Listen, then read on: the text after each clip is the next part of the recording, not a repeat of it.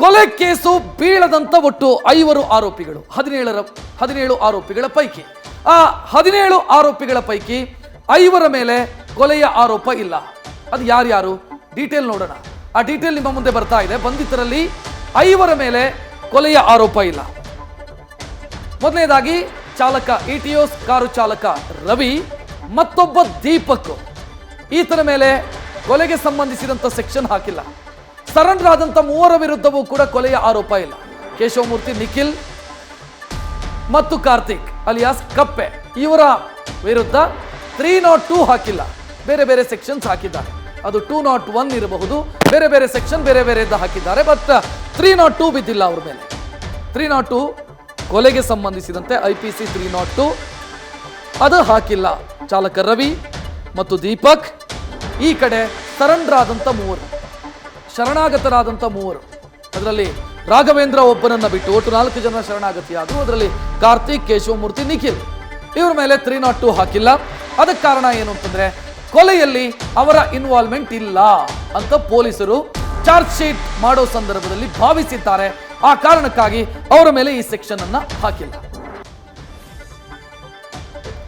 Karthik alias ಕಪ್ಪೆ ಈ ಕೇಸಲ್ಲಿ ಎಂಟ್ರಿ ಆಗಿದ್ದು ದೀಪಕ್ ಕಾರಣದಿಂದಾಗಿ. ದೀಪಕ್ ಹೇಳ್ದ ಅಂತ ದುಡ್ಡು ಸಿಗತ್ತೆ ಅನ್ನೋ ಕಾರಣಕ್ಕಾಗಿ ಈತ ಸರೆಂಡರ್ ಆಗಿರೋದು. ಶೆಡ್ ಇನ್ಚಾರ್ಜ್ ಆಗಿರೋ ದೀಪಕ್ ಬಳಿ ಈತ ಕೆಲಸ ಮಾಡ್ತಾ ಇದ್ದ. ಸೊ ಅದನ್ನ ಬಾಸ್ ಹೇಳಿದ್ರು, ನಿನಗೆ ದುಡ್ಡು ಕೊಡ್ತೀನಿ. 9 ಲಕ್ಷ ಸಾಲ ಮಾಡ್ಕೊಂಡಿದ್ದಂತೆ ಕಾರ್ತಿಕ್. ದೀಪಕ್ ನಿನಗೆ ದುಡ್ಡು ಕೊಡ್ತೀನಿ, ಸರೆಂಡರ್ ಆಗಪ್ಪ ಅಂತ ಹೇಳೋದಕ್ಕೆ ಈತ ಸರೆಂಡರ್ ಆಗೋದಕ್ಕೆ ರೆಡಿ ಆಗಿದ್ದ. ಕಾರ್ತಿಕ್ ಅಲಿಯಾಸ್ ಕಪ್ಪೆ ಹಣ ಕೇಳೋದಕ್ಕೆ ಫೋನ್ ಮಾಡಿದವನಿಗೆ ಹುಡುಗರು ಬೇಕು ಅಂತ ದೀಪಕ್ ಹೇಳಿದ್ದ. ಈ ಸಂದರ್ಭದಲ್ಲಿ ದೀಪಕ್ ಕೊಲೆ ಕೇಸಲ್ಲಿ ಸರೆಂಡರ್ ಆಗೋದಕ್ಕೆ ದೀಪಕ್ ಸೂಚನೆಯ ಮೇರೆಗೆ ಹುಡುಗರು ಬೇಕು ಅಂತ ಹೇಳಿದಾಗ ಹುಡುಗರನ್ನ ಸೆಟ್ ಮಾಡುವಂತ ಕೆಲಸವನ್ನ ಕೂಡ ಕಾರ್ತಿಕ್ ಮಾಡಿದ್ದಾನೆ. ತನಗೆ ಸಾಲ ಇದೆ, ನಾನು ಸರೆಂಡರ್ ಆಗ್ತೀನಿ ಅಂತ ಕಾರ್ತಿಕ್ ಅಲಿಯಾಸ್ ಕಪ್ಪೆ ಒಪ್ಕೊಂಡಿದ್ದಾನೆ. ಸೊ ಆ ಕಾರಣಕ್ಕಾಗಿ ಈತನ ಮೇಲೆ 302 ಹಾಕಿಲ್ಲ. ಇನ್ನೊಬ್ಬ ಹುಡುಗನನ್ನ ರೆಡಿ ಮಾಡು ಅಂತ ಕಾರ್ತಿಕ್ಗೆ ದೀಪಕ್ ಸೂಚನೆಯನ್ನ ಕೂಡ ಕೊಟ್ಟಿದ್ದ. ಅದರಂತೆ ತನ್ನ ಸಹೋದರನ ಮೂಲಕ ನಿಖಿಲ್ನನ್ನ ಕೂಡ ಈ ಕೇಸಲ್ಲಿ ಸರೆಂಡರ್ ಆಗೋದಕ್ಕೆ ಕಾರ್ತಿಕ್ ಒಪ್ಪಿಸಿದ್ದ. ಸೊ ಈತನ ಮೇಲೆ ಬಿದ್ದಿರುವಂತ ಸೆಕ್ಷನ್ ಈ ಆರೋಪವನ್ನು ಪರಿಗಣಿಸಿದ್ರೆ 201 ಒಂದು ಈತನ ಮೇಲೆ ಅಟ್ರಾಕ್ಟ್ ಆಗುತ್ತೆ. ಅಂದ್ರೆ ಸಾಕ್ಷ್ಯ ನಾಶ ಮಾಡಿದ್ದಾನೆ ಅನ್ನೋ ಕಾರಣಕ್ಕಾಗಿ 201 ಒಂದು ಬೀಳುತ್ತೆ ಈತನ ಮೇಲೆ. ಮತ್ತೊಂದು ಕಾಮನ್ ಇಂಟೆನ್ಷನ್ 34 ಕ್ರಿಮಿನಲ್ ಕಾನ್ಸ್ಪಿರಸಿ ಈತನ ಭಾಗಿಯಾಗಿದ್ದಾನೆ ಅನ್ನೋ ಕಾರಣಕ್ಕಾಗಿ ಅದೊಂದು ಸೆಕ್ಷನ್ ಅಟ್ರಾಕ್ಟ್ ಆಗುತ್ತೆ. ಅದನ್ನ ಬಿಟ್ರೆ ಈತನ ಮೇಲೆ 302 ಬಿದ್ದಿಲ್ಲ. ಇನ್ನು ತಂಗಿಗಾಗಿ ಶರಣಾಗಿದ್ದಾನೆ ನಿಖಿಲ್. ನಿಖಿಲ್ನ ಕಥೆ ಏನು? ನಿಖಿಲ್ ಯಾಕೆ ಶರಣಾಗತಿಯಾದ? ಯಾಕೆ ಒಪ್ಕೊಂಡ? ತಾನು ಕೊಲೆನೇ ಮಾಡಿಲ್ಲ, ಆದ್ರೂ ಕೊಲೆ ಮಾಡಿದ್ದಕ್ಕೆ ಮಾಡಿರೋದಾಗ ಒಪ್ಕೊಳ್ಳೋದಕ್ಕೆ ಕಾರಣ ಏನು? ಆ ಡೀಟೇಲ್ಸ್ ನ ನೋಡ್ತಾ ಹೋಗೋಣ. ಕಾರ್ತಿಕ್ ತಮ್ಮ ವಿನಯ್ನ ಸ್ನೇಹಿತ ಈ ನಿಖಿಲ್. ಕಾರ್ತಿಕ್ ಆಲ್ರೆಡಿ ರಕ್ಷತ್ ಹೇಳಿದ್ರು ಆತನ ಪಾತ್ರ ಏನು, ಆತ ಯಾವ ಕಾರಣಕ್ಕಾಗಿ ಶರಣಾದ ಅಂತ ಹೇಳಿ. ಆತನಿಗೊಬ್ಬ ತಮ್ಮ ಇರ್ತಾನೆ ವಿನಯ್ ಅಂತ ಹೇಳಿ. ಆ ವಿನಯ್ನ ಸ್ನೇಹಿತ ಈ ನಿಖಿಲ್ ರ್ಯಾಪಿಡೋ ಓಡಿಸ್ಕೊಂಡು ಈತ ಜೀವನ ಮಾಡ್ತಾ ಇದ್ದಂತೆ. ಕಡಿಮೆ ಸಂಬಳದ ಕೆಲಸ, ರ್ಯಾಪಿಡೋ ಓಡ್ಕೊಂಡು ಜೀವನ ಮಾಡ್ತಾ ಇದ್ದ. ತಂಗಿಯ ಫೀಸ್ಗೆ ಹಣ ಹೊಂದಿಸೋಕೆ ನಿಖಿಲ್ ಕಷ್ಟ ಪಡ್ತಾ ಇದ್ದ. ಇಲ್ಲಿ ಗಮನಿಸಬೇಕು, ಯಾವ ಕಾರಣಕ್ಕಾಗಿ ಶರಣಾಗತಿ ಆಗೋದಕ್ಕೆ ಈ ಆರೋಪಿಗಳು ಒಪ್ಕೊಂಡ್ರು ಅಂತ ಹೇಳಿ ವಿನಯ್ ಮೂಲಕ ಕಾರ್ತಿಕ್ನಿಂದ, ವಿನಯ್ ಅಂದ್ರೆ ಕಾರ್ತಿಕ್ನ ಸಹೋದರ ವಿನಯ್ ಮೂಲಕ ಇವನಿಗೆ ಆಫರ್ ಸಿಕ್ಕಿತ್ತು.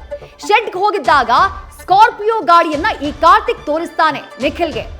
ಈ ಸ್ಕಾರ್ಪಿಯೋದಲ್ಲಿ ಒಂದು ಡೆಡ್ ಬಾಡಿ ಇದೆ ಅನ್ನೋದನ್ನ ನಿಖಿಲ್ಗೆ ಹೇಳ್ತಾನೆ. ಅಚಾನಕ್ಕಾಗಿ ಒಂದು ಸಾವಾಗಿದೆ ಅಂತ ಹೇಳಿ ನಿಖಿಲ್ಗೆ ಕಾರ್ತಿಕ್ ಹೇಳಿದ್ದ. ಅಂದ್ರೆ ಕೊಲೆಯಾಗಿದೆ, ಇನ್ನೊಂದು ಮತ್ತೊಂದು ಯಾವುದನ್ನು ಕೂಡ ಹೇಳಿರಲ್ಲ.